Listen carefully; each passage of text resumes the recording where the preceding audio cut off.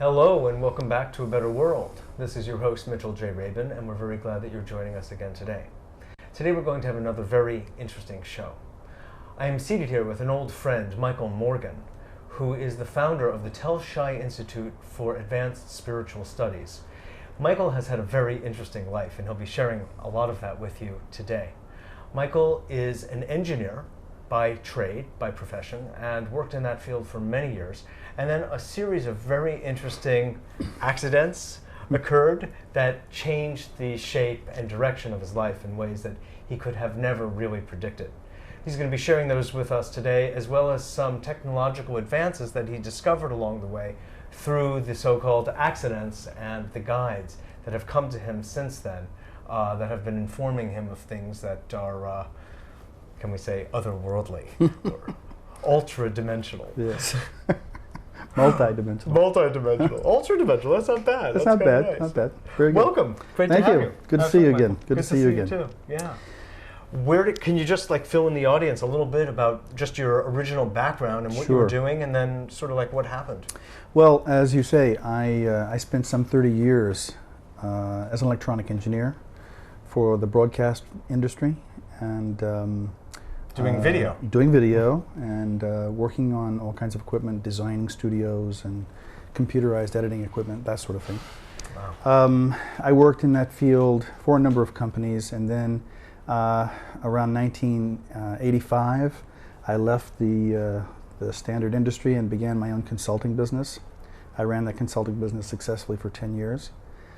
And then right around that time, just as I began the consulting business, I was parking my car on the Upper West Side of New York, and a very nice, large tow truck comes out of the night and kisses me goodnight, you know.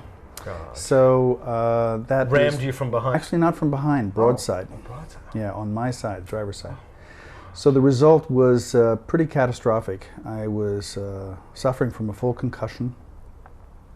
And basically, my career as an engineer, I thought, was dead in the water. I went to see a neurosurgeon at New York Hospital, and he concluded that I did have a full concussion. It was going to take 1.5 years to heal. So this was an unacceptable conclusion, and I was desperately seeking an alternative solution. So my wife suggested a healer, which I went to here in New York. A hands-on healer. Hands-on healer, yeah, that she knew of. And miraculously enough, although I have to add that I was very disbelieving about this. It was really her suggestion, not really my idea. But after 3 weeks of this very strange treatment that she gave me, of course, I was extremely curious. I felt a little better, but I wanted to confirm, because this is my background, I'm a scientist, I wanted to confirm that this was real and I wasn't just fooling around. So I went back to New York Hospital, and I had a complete workup. Yeah. At my own expense, of course. Everything was already done, and he was very ill-content with this. The doctor was really trying to chide me and discourage me from spending the money to do this again, and he really felt that it was a desperate measure on my part to sort of wish for something better. But to his surprise, there were no indications of concussion, and this is only after 3 weeks. This is Blanche's work. This is Blanche's work, and this was quite profound for him. He had to enter me into his journal of unknown paraphernalia. It was really paraphernalia, right? It was enigmas, enigmatic anomalies. He could not, reconcile this in his background. So, yes. But he couldn't also change the background. Ignore the results. Yeah. He couldn't ignore the results. Of course, I was delighted. I resumed my engineering consulting business. After a matter of weeks? After a matter of weeks. It was really, almost, well, for all intents and purposes, instantaneous recovery. Where is this Blanche? Well, she's here in New York. Road, she's just up the road, not far from here. Sure. So what was curious was that I had, while I had experienced an out-of-body circumstance immediately after the accident. And I met this, actually I thought I had died, because I could see the wreckage below me, and and there was One an of those overwhelming, experiences. yeah, like near-death experience. I actually thought I was dead, and I was waiting, actually, for somebody to come and get me. Well, actually, somebody did come and get me, but not to take me away. They just wanted to talk to me. So this began a very long and is continuing to be a very interesting and worthwhile relationship with spirit. This particular entity, his name is Yokar, and apparently he had come to notify me that he was assigned to me and that I would be working with him probably for the rest of my life. When I came back into the body, I was unconscious. It's like a marriage. It was like a marriage, and I was unconscious of this discussion. And actually, after going through the healing process and the New York hospital experience, I had completely forgot about that conversation.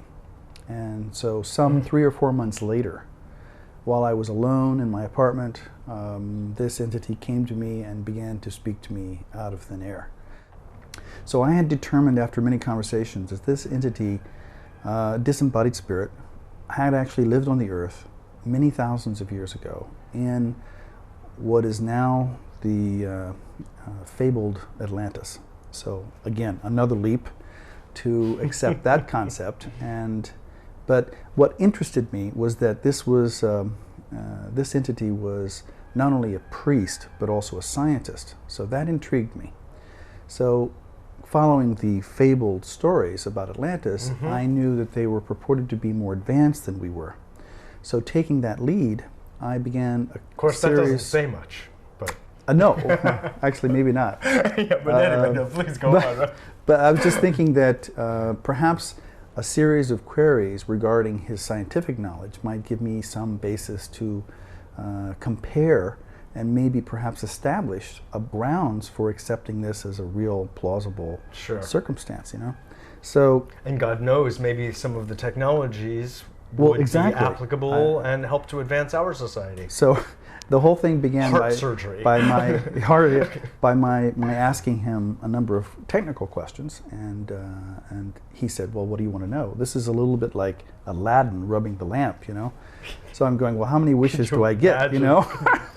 It was wild. So, but you have to keep in mind that I was very standoffish about this whole thing. You know, I was really taking this with tongue in cheek. You know, it was not really considered serious. But it was an adventure, and I was, you know, by myself, so, you know. Well, you also know what it was like to be yourself and in your own body and in your own mind and thoughts. We all know that. Right. And then, if I may say, it was as though there was this very distinct voice, not recognizable as your own. Oh, definitely not. And I have to add that the train of thought, the cadence, was very different than my own. So it was really easy to discern the difference between his speech pattern and my speech pattern. And so normally when you hear yourself thinking, you know, it has a similar pattern that you would normally recognize when you're talking to someone. This was totally different. So here again was another piece of evidence that I had to... Pidgin Atlantean English. No, he actually, he curiously enough, was speaking to me in King's English when he first met me. So there were a lot of terms that I didn't recognize. Not that they weren't English, but they were, you know, classic English. And now it's Brooklynese. Not Brooklynese, yeah. But he had to adjust actually over time to learn the vernacular of American English. Yeah. It was actually quite comical. God. So this whole experience led into a series of highly technical questions relating to my wanting to validate his knowledge. And so my insistence was that he had to present to me an example or examples of scientific knowledge that he possessed that would not be an extension of my own subconscious mind, you know, because I was fairly well read, and I had a good sense of physics and a good sense of electronics, and so I knew if this was an extension of my imagination, then it would be easy to discern that this was just nothing more than a delusion. But subsequently, of course, I asked him, you know, how do you solve the atomic waste problem? And he diverted from that very neatly by telling me that once the elementals are awakened, it's very difficult to put them back to sleep. which was a strange answer, and I had to like really translate that into terms that I understood. But I basically understood, and I thought it was a very clever answer, you know, considering that it didn't get an answer.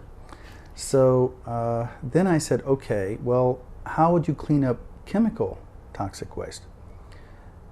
Then there was a long pause, and this really began a process of exposing some radical technology, which quite frankly went beyond my sense of knowledge.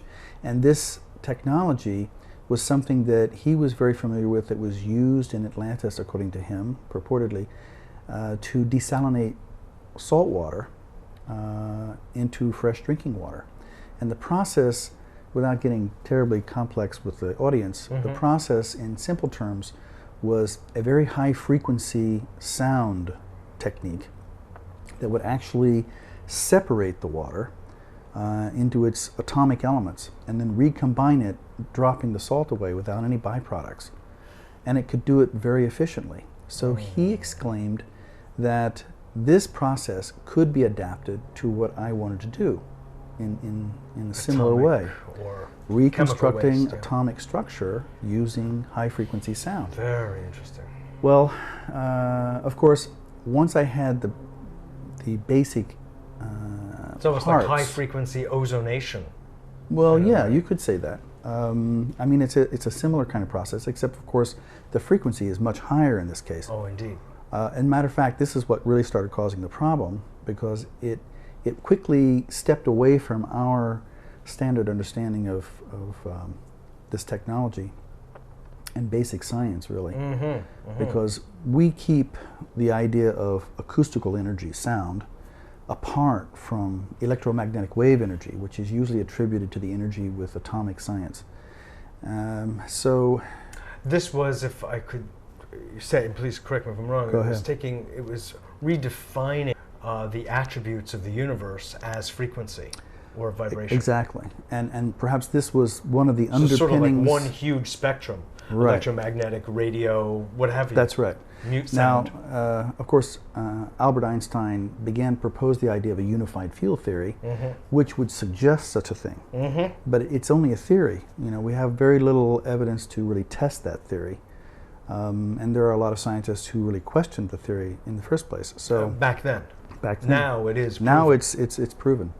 But I wanted to say that this this represented a radical approach to an understanding of basic forces. And so since it quickly presented itself as being way beyond my capacity to analyze it, I took it to two scientists at Fairleigh Dickinson University, and I paid them a good deal of money for a month of their time, and I asked them to do a feasibility study and to determine whether this was a real concept that was pragmatic and could be applied, or was this just hogwash. Sure. So after a month, what was very interesting was not only did they find 500 applications for this technology, which validated its principle, but also they were willing to quit their 20-year tenure at the university and work on the project full-time. So the curious thing is that this entity, Yokar, That's almost unheard of. it was really, you That's know, a miracle. very in itself. provocative, very provocative. So I got my answer, which was that it was real, and that, you know, scientists from the community had validated it. Even more so, they were excited about it. But what sort of stopped it in its tracks was that this entity, Yokar, did not give me any specific details as to how a specific applied technology might be accomplished. He only gave me the principle. So what they did tell me was that there was enough data, enough evidence drawn from the feasibility study that I could have gotten a National Science Foundation grant easily. God. Now, I wasn't in a position to do that. So I did give it to several people. You know, I gave it to some people in Japan. I gave the technology approach to several people here. And I said, go for it. You know, I wasn't particularly invested in that. I was more interested in that. So Yes. let's get started on it. Yes, and make use of it. And make use of it. There were other things that came up. Would you just mention the example of Alzheimer's? Because I'm Yes. noticing just that time is passing, That's and right. I want you to be able to speak also of the Tulsa Right. Institute. So which you're just the second this is just a issue. particular note. Yes, the second issue came really as a lark. I picked up a Scientific American magazine, which perhaps the audience knows is a quasi lay and scientific magazine, but they have a lot of interesting articles. Oh, and they yeah. had written a major feature. It's fairly on, rigorous. I mean, yes, it's no fluff. It's I mean, not fluff for sure. No, no, no. But they had written a fairly intense article about Alzheimer and the Alzheimer problem. They didn't really present any answers to the problem, but they did present a lot of questions. Mm-hmm. So I didn't know anything about Alzheimer's. That sounds like modern medicine. Lots of questions. Right. So this is where my wife first discovered that I was actually communicating Oh. with a spirit. Oh, you had still kept it under Oh cover. yes, it was still undercover, but I was sitting at home. She was preparing dinner, and all of a sudden, as I was She heard reading, you speaking out loud at yes, dinner table. well, Oh. I was reading the article, and all of a sudden, the entity came over me and said, "I am now going to tell you what causes Alzheimer's and how to cure it." And I jumped up and I screamed at my wife, "Get a pencil and paper right now!" You know. And so she stopped, left the food on the burner, ran in and got a pen. She didn't know what was going on, you know. So it was a very funny situation. Anyway, I began to like dictate virtually, you know, word for word what he was telling me. And when it got it all on paper, again, I had no idea. He was making terms like blood-brain membrane and anions and cations, all this chemistry knowledge, which I had no knowledge of. I only took one semester in chemistry. So clearly, I had to again seek medical advice or somebody in another field who could really analyze this. Yeah. So I put the whole thing in a letter. I sent it to a doctor in Stanford University, neurophysiologist, and I asked her to, an old friend of mine, I asked her to analyze it. And quite frankly, she said she couldn't really analyze it. It wasn't really her specific field. I forwarded my letter along with a cover letter to the Alzheimer's Institute in New York. And 3 weeks later, I received a call in the evening, and they queried me in great detail, and then began to, in very scientific ways, kind of a double-blind study. And then after I completed explaining what I had learned, they began to compare what they had been doing. And there were a lot of really striking corollaries. So they were kind of excited about the information, but they were funded by the National Institute of Health, and even though many of the aspects about what Yokar had given me were provocative and exciting and perhaps promising, to note, of course now it's pretty well known, but Yokar pointed out that aluminum was the main culprit. An ingestion of aluminum had attached itself to the blood, and then it was passed into the brain, and the brain, the metal ions would contaminate the neural electrolytes, and then the charge on the neural walls would collapse, and then the lymphocytes, the main immune system, would surround the neural wall and close it off and kill the nerve. You know, so this would go on and on until whole areas of the brain were dead. Yeah. Now, at what point did he disclose this to you relative to the scientific community's knowledge of the role of aluminum? Well, this was '85, and the scientific community was investigating lead, they were investigating copper, they hadn't investigated aluminum at all at the time. So the Alzheimer's Foundation had not, or No. they were just coming upon. No, and they were unaware. They had suspected there was something going on with the blood-brain membrane, which is I got it. the protective tissue that keeps the brain from radical changes in body chemistry. Right. But by the time they get Alzheimer's patients, the membrane is non-functional because they're usually dead. So they couldn't really test that theory. So this was exciting to them, though they couldn't really make use of the information because of their limitations with the NIH. So, you mean the NIH wasn't willing to fund information that absolutely came not. from Yokar? No, surprisingly enough. So again, I left that information in the hands of a number of people, including techniques to use low-frequency ultrasonics to break up the lymphocyte chains that were being produced. And I also remember something, oranges. That's right. Baked oranges act as a kind of chelating catalyst to pull the metal ions out of the blood, which is also fairly well known now. Right. see. So it was really radical at the time, and has subsequently been, you know, established as a workable solution. Now, of course, it can't, you know, regenerate the brain, but it could actually act as a preventative. So those two incidents actually established the basis for me to trust this entity and what it was giving me. Which made the communications from whatever source it may be. That's right. Certainly really credible. Yes. So I knew I was dealing with not only a credible source, but a reliable source and also a knowledgeable source. So then my query began to expand to a wider horizon. I began to ask other questions, obvious questions that people would want to know about. Life after death, spiritual concepts, all kinds of things that, you know, we only have basically spiritual theory for in religion as it's proposed. So this began a long and very rewarding journey that involved my personal training. And at times, or many times, quite arduous. Very arduous. So I think where I'm at now is over the last 15 years, I've managed to gather, with the help of Yokar, much of what was lost in the way of the original spiritual discipline that has been on the planet for literally tens of thousands of years. And actually, in some cases, spiritual / scientific. Yes, I think it's very important for practical. people to realize it's not. It's not a devotional aspect. Right. It's we're talking about and spiritual disciplines, and to put it in a context that people can understand, these disciplines were born through many of the long-held traditions of secret societies, such as the Freemasons. So this knowledge, at least in some, or in total, has been passed on. And preserved. But intact. Not understood very well. Right, and certainly not shared. You know, it was well guarded by the priesthood over the eons, and even down to this day. So you've really been teaching, and just to sum this up a little bit, because I want you to speak a little bit about Telshai. Yes.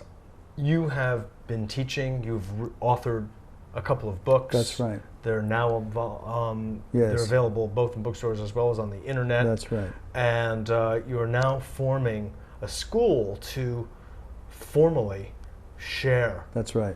This knowledge. My goal after learning all this and being astounded at the immensely detailed and very obviously practical applications in someone's personal life. Not that I'm dissuading someone to take on a devotional aspect, because I think that's valuable, but also I think what is largely missing from religious practice is a practical system that can actually transform your life, can give you a handle on habitual activity that doesn't serve you, and behavioral attitude, everything across the board. So what I've done is I've compiled all this into a 4-year training program, which is accessible by the internet or by mail order, and people can contact me at my website and be able to obtain this information. Absolutely, yeah. So I'm very excited about that. I'm continuing in the engineering side of it. With Yokar's help, I've been working on a new energy device that will perhaps solve, at least in part, some of our energy problems. Is this the magnetic motor? Magnetic motor, which is, as its name denotes, driven by pure magnetic energy, using a technique or a sense of practical forces that heretofore is unknown. And I think I'm making some really strong headway with that. I expect that to be completed within the year. And this will make it possible, for example, electric cars to have maybe only a single battery in them, not looking to eliminate anybody's business, but having a single battery like cars have now, except that you won't have to plug in, because you can run continuously on this dynamo. So it would eliminate the need for fossil fuels? Yes, which we are running into a limit now. We have about 25 years left of fossil fuels. And I think would it eliminate the need for a battery in an electric car? Could it replace it? It could, easily. You don't need 15 or 20 batteries sitting in the floor of your car to run an electric car, and you have to charge up every 100 miles. But the magnetic motor could propel a car in and of itself? Oh, absolutely, yes. So I perceive this not just as a boon to our propulsion needs in terms of commuting, but also what it will do in terms of cleaning up the air, because I think there's no question about it, we are suffering from air pollution, and it's largely fossil based. Global warming. Global warming, which it's now well recognized and not a theory anymore. Birds changing their migration patterns. Exactly. Species dying off. Just examine the weather. I mean, the weather has radically changed. The tornadoes in different parts of the country where they've never been before. That's right. But I think the fundamental aspect of this technology can be applied in many uses all across the engineering and technology world, and I think it's exciting that perhaps that for the first time we'll be able to have clean and reusable energy. Well, as you know, I've had Dennis Lee on the show. I've had others talk about different kinds of energy efficiency, and there are things that are out there. Yeah. But nothing has really taken hold and been properly marketed or anything like that. Well, I think just to be perfectly honest, I think there has been a vested interest in nuclear energy. Oh, yeah. And the Department of Energy has really clearly stated they want to get their money's worth, and I can really appreciate that. And my intention is not to uproot or to overturn a lot of industry that's based on fossil fuels, but rather to create an adjunct and a smooth transition when we can really look forward to using this new technology as a sister application. It should be thought of as cost efficiency. Absolutely. That's really it. And energy efficiency. And I see it to really create like a hybrid system where we can start winding down our applications of fossil fuels in that way. Exactly. And really start cleaning up the atmosphere. Good, Michael. Thanks for being on the show. You're welcome. Great to have you. This is Mitchell J. Rabin for A Better World. Thanks so much for joining us, and I hope you enjoyed that show. Look forward to seeing you all next week.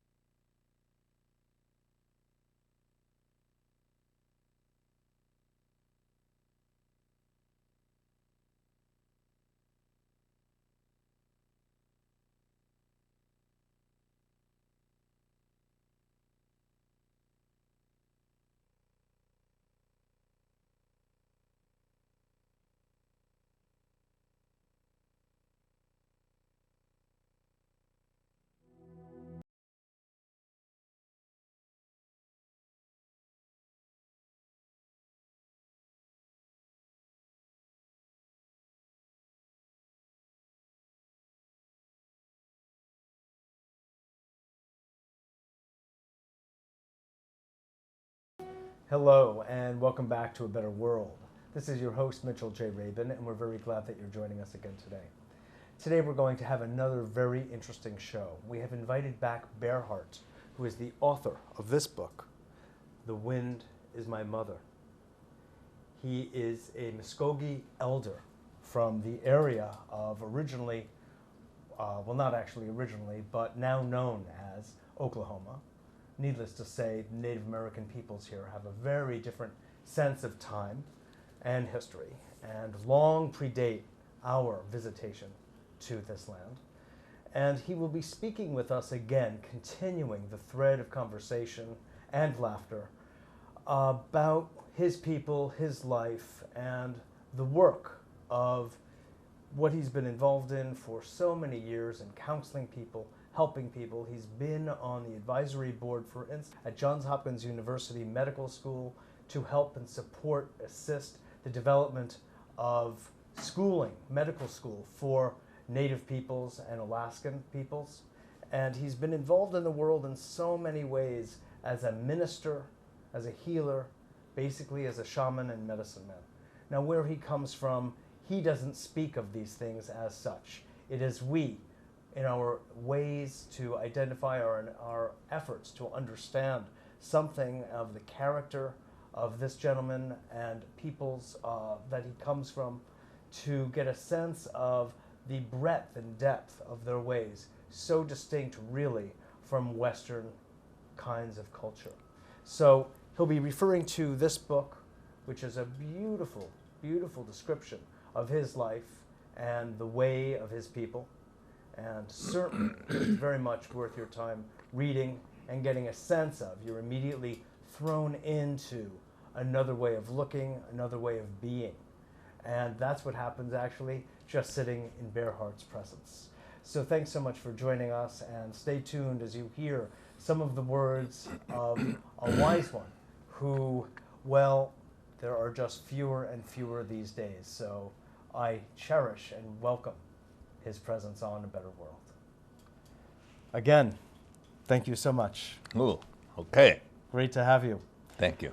Now, among your other many skills and talents, you are a bit of a linguist, I understand. Or is that just rumor? Oh, it could be half truth.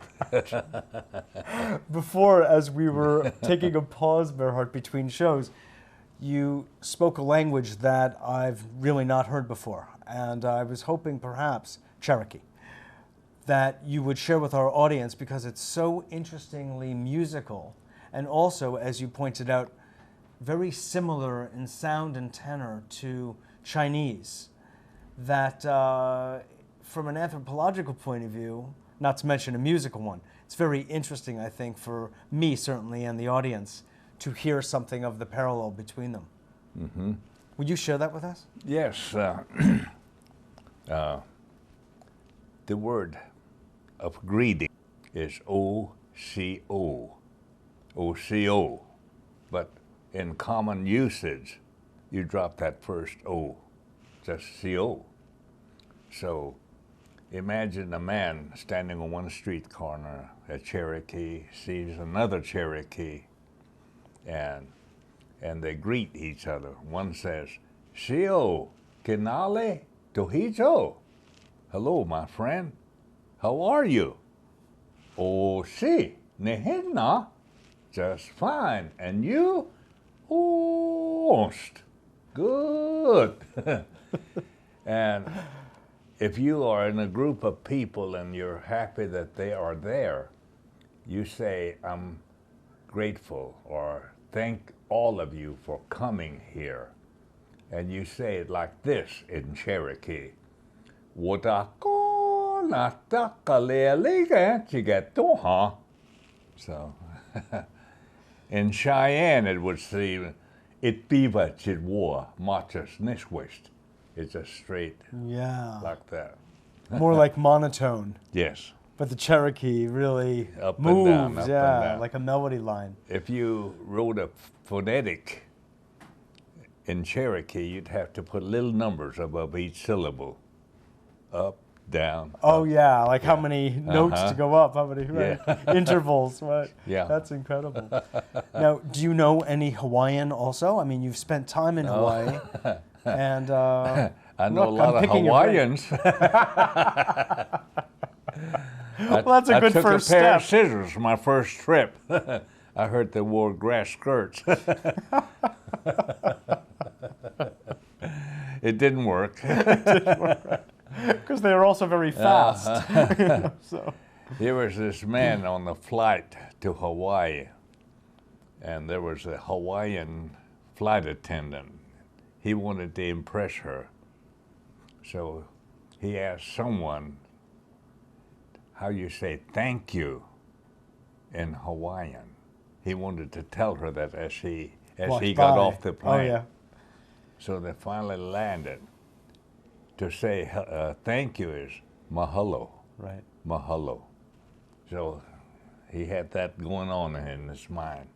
So finally came time for him to exit And as he was passing by, he said, "Mahalo," instead of mahalo. And that's fresh. Yes. Your time in Hawaii was very interestingly spent, the little I know of it. And among other activities, you were initiated into the ancient wisdom teaching of the Huna Yes. by the keepers of the secrets. Yes. Could you tell us a little bit about that initiation? Because stories of the Swart Bear Heart are so rare and far between in our Yes. culture, and so few people really know of the kind of tenor of this kind of experience. It would be very rich for us to hear. Just a little bit background Good. of these people. They are thought to have lived in the Sahara area when it was fertile. And then when it began to dry up, then they moved out. And one group went to southern China, others went to call themselves Berber. And they stayed in Egypt area, and with their tremendous power, cutting granite blocks, transporting and fitting them together so perfectly, after many, many years, you can't even slide a piece of paper between them, even now. These are the ones that are keepers of the secret. So those are the same people, Yes. the They ancient moved around. Egyptians, who seeded then southern China and Polynesia, Yeah, Polynesia. and then over eventually to Hawaii. Hawaii. And, Now, since we've gone back that far, would you say, though, it was my understanding that the peoples who went to Hawaii were really originally Lemurian? yes, Yeah? I think they were. They were. Where it was my understanding that the Egyptians in general Yes. tended to be affected more by the Atlantean civilization. I have Could you comment on I that? have studied a lot of things other than theology in seminaries. I've noticed. Study on my own. There was a master teacher that was involved in teaching Moses and even Abraham from way back, and never written down. All oral tradition. Yes. And there's a book out called Kabbalah that touches on some of those powerful secrets, but it's not the whole thing. And there's certain principles, 7 principles, like as it is above, so it is below. That's one. Things like that. And you begin to organize your own thoughts accordingly if you have studied some of these things. And Yes. And, So you're saying that a lot of this is held in the teachings of the Kabbalah. yes, Kabbalah. And then you relate this to our vision quest. I've also read the Jewish mystics, and they can meditate, go out and meditate.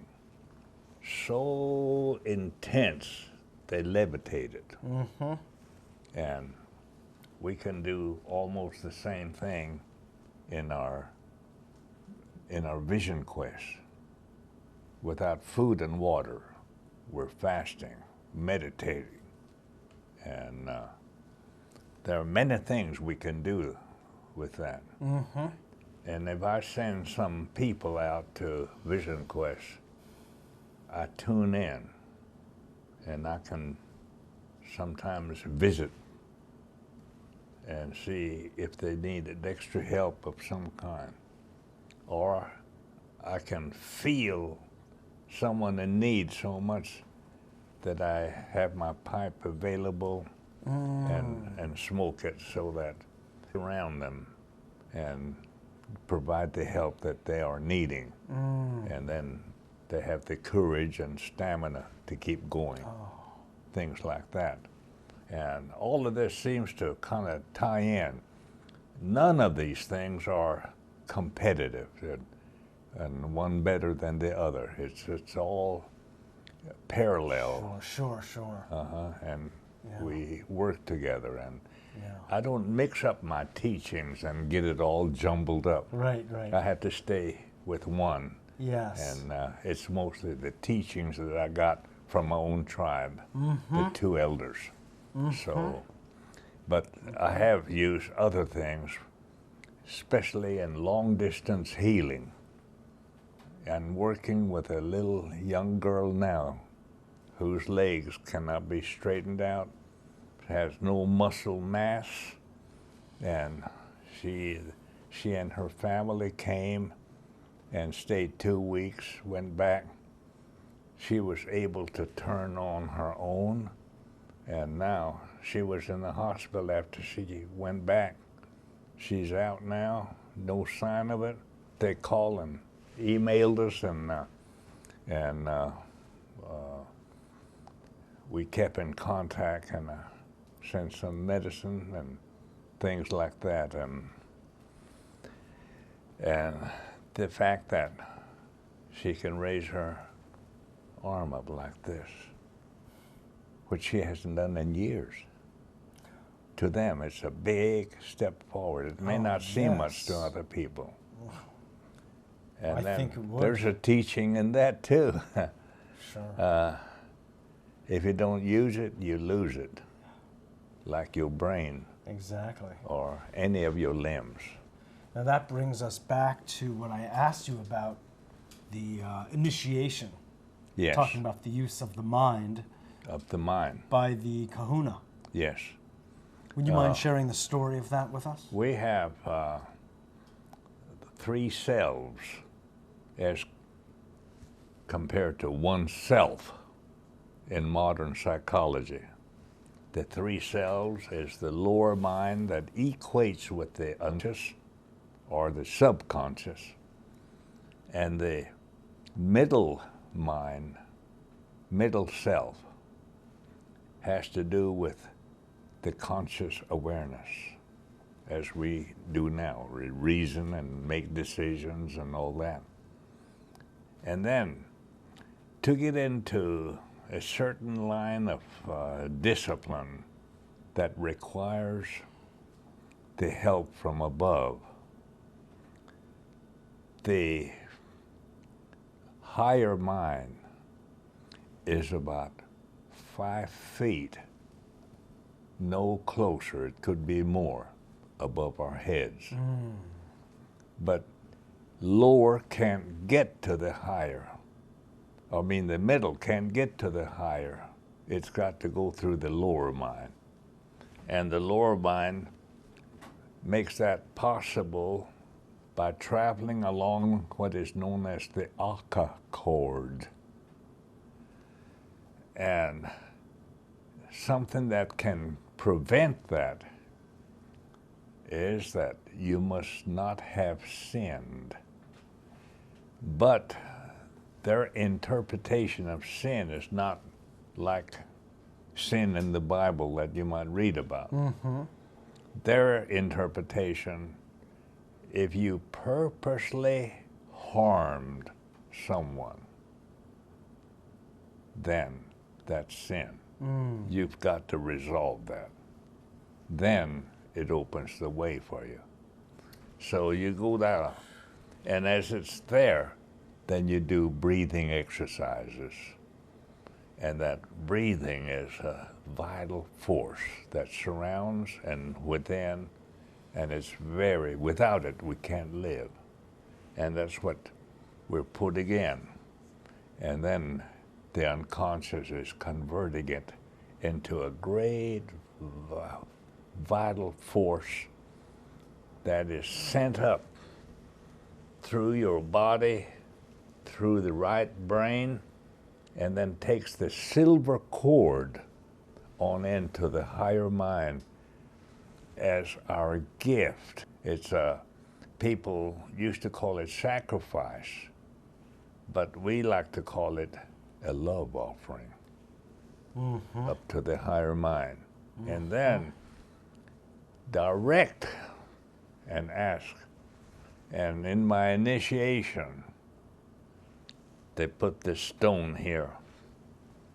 And it said, we don't want you to crush that stone with just your mind. And that's what they meant. Yes. So on my first try, I was able to crush the first stone. Accepted by the higher mind. They were not the ones to decide my acceptance. Now I became one with them. Oh, God. So that's among many other things that Sure. The Huna are known for their strictness and Oh man. mastery, really. Yeah. Mastery of the elemental world, Yeah. like very few. Even their philosophy parallels a lot of my own teachings as well as some that I have learned. And all right, one that everybody has in common, the majority of people, they want to be happy. Then we say, well, why aren't you happy? You can have fun, but that's not happiness. Short-lived fun here and there. Happiness is sustaining. There's a sense of happiness even when you're grieving. That's a big one. You have something within you you can rely upon when you reach out and there's no hand to hold it with you at those times. You can reach within yourself and that inner voice says, I was here all the time. I'm still here with you. Would you say, Berhard, that is this idea of being happy to be alive, and just to be alive brings us all different experiences, from sadness and grieving to ecstasy and joy, but there's like a fundamental just happiness to be alive, to be able to experience whatever it is that the Supreme Being wants us to experience? Yes. Let me tell you a story about, I think it's in that book. This book? I think I included it, yes. I was in a little coffee shop in a small town called Okima, Oklahoma. And this man, is that Chibon, son? Atis, come here. And I went over there and sat there. How many languages do you speak, by the way? Well, 13. More than you can count. Okay, 13. And maybe a little bit more. Okay. I can get by in. Anyway, this man says, see that old man sitting over there? I said, yeah. He doesn't know our ways. He has nothing to pass on to anyone. He and I are the same age. I grew up with him. I know. That's why I know. He doesn't know any of our ways and practice them. Why I'm telling you this, I don't want you just to grow up and be old. I want you to be able to share something of experiences of life to someone that can be benefited. That's what he told me. And happiness to be alive. Be alive for something. Yeah. And when you cry, if nothing more than cleansing your eyes so that you can see the beauty of life, then go ahead and shed tears. Right. Exactly, exactly. There's a purpose behind everything. Yes. Is there not?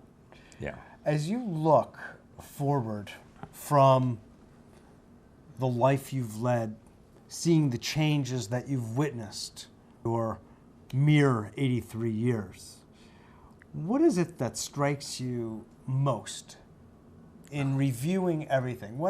You've seen us go from, in your own life, from living a relatively simple life, I gather, meaning connected to the earth and watching the way your people went from that life into this modern time. What stands out most that you would comment on? I know it's a hard question. Well, yes, in a way it is. You can give a few answers. It's a way of looking of how to use what you have acquired and accumulated in Or the way developed. of knowledge. Okay. And how you can use that? How will you apply that? And and then For instance, like there's the development of technology, for instance. we have heroes, and there's a lot of heroism been lauded. It's not necessarily what they did, but who they were in life that did the thing. That's more important than the act itself. The final act. And they gave 29 code talkers among the Navajos Congressional Medal of Honor. And that code has never been broken, even now. And it helped turn the tide in our favor during World War II. Oh, is that so? And Could you explain what you one mean? was given posthumously, and then another one, a family came to stand for him and to receive it for him, couldn't make it, but the others were there to receive the medal. The most interesting, there were more than 29, but they became the nucleus of the code talkers. So that's that. The others got silver stars and others, but 29. They fought under our flag, wore the uniform of this country, even when the state of New Mexico and Arizona, from where they came, did not allow them to vote. And yet they fought, they volunteered, because they live on the land that they love, the connection that you talked about. That's how far we go. When we say connected, we're just not talking. Yeah. We're living it. And because of that threat of this land, they wanted to protect because their loved ones are living on it also. You know, we're up to that point where I want to ask you, if you would, to share a prayer from your native teaching. All right. And after that last story of yours, I think it's so much apropos. All right. I will think in my language, but I will speak it in English. Oh, okay. Unless you want me to do it in my language. If you wouldn't mind. All right, I don't mind at all. Okay. Okay. Porque ofanga halwe legetskat. Yamajanetta netta helersi pomiska madochigezi. Ya igana me mahobiosa. Este hayome hare hanga jimet hayomat. Hayomin inkaltabizet. If he over yikchin in hahit. Labotin abayahaniat yaumo ganeste. Ibu mislas si kun. Abukanyon simui si ho mado. I think many can even gather some of the meaning of that. Yeah. Now Right. I'll ask you to translate. Well, it's your blessings with much sadness, many tears, dry our tears so all of us can live together as one people with better days ahead in this better world. In this better world. All right. Thank you for including us. Berhard, thank you so much. All right. So deeply. Okay. I am grateful. Okay. All right. Really. You've been a blessing to a better world. Okay. And in the truer and larger sense. All right. Yes. Thanks so much for being with us. And when you come back to New York, we'll have you on again. Okay. All right. This is Mitchell J. Rabin for A Better World. God. To continue this beauty and powerful conversation, you can go into this book and continue to nourish yourself with the wisdom and wondrousness of our dear friend Berhard. This is Mitchell J. Rabin for A Better World. Thanks so much for joining us, and we look forward to seeing you all next week.